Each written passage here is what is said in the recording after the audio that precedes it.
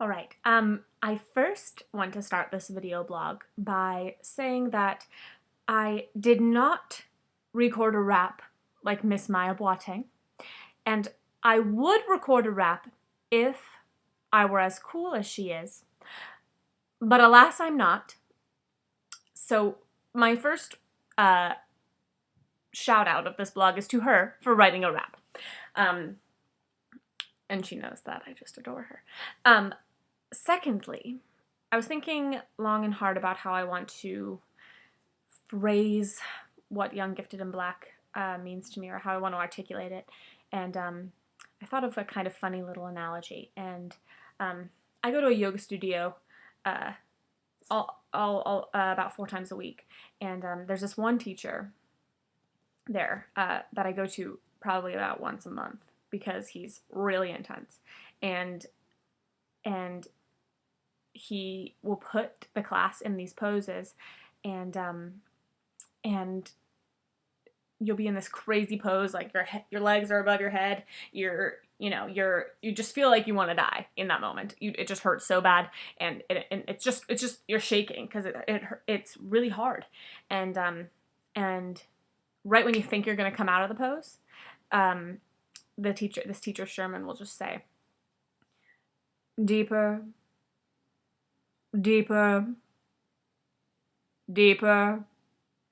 And he has this like beautiful booming voice, and he'll keep you there in that pose, in all of your uncomfortability, in all of your shaking, in all of your fear that you're gonna fall out of the pose, and he'll keep you there for an extra minute or so, and it's very hard. It's so hard. But when you come out of the pose, you realize that you've done something that you just would never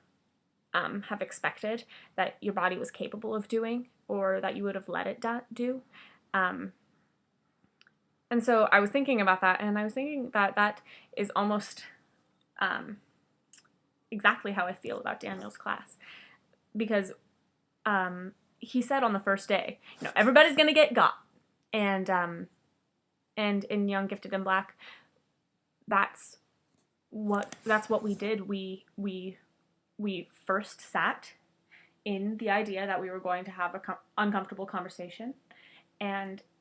then we went deeper, and then we went deeper, and then we went deeper, and then we went deeper, and at the end of the class, we all, I would say, are just much, I have this huge deeper awareness of my identity, how I relate to others, and I think what's most important is that I now more fully, through these artists that we've studied, understand the narrative of America, and it's a scary narrative at times, and it's one that I don't want to take responsibility for at times, and it's not my fault that that's the narrative, but we all looked at it, and we all came out so much closer, I think, and I feel like I understand things about my peers, I understand things about Daniel, I understand things about race that I just never would have grasped had I not taken this class. And I mentioned this in a previous post of mine, but on the last day we were talking about the word love, and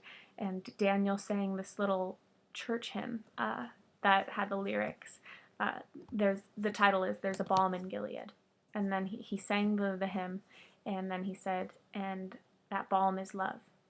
and in that moment, I just think I just teared up and realized that I have that love now for everyone in that class, and we then discussed what it means to love and what kind of love we want to use, and we talked about how we want radical love, love that changes, love that challenges, not love that coddles, not love that enables, and and this class is just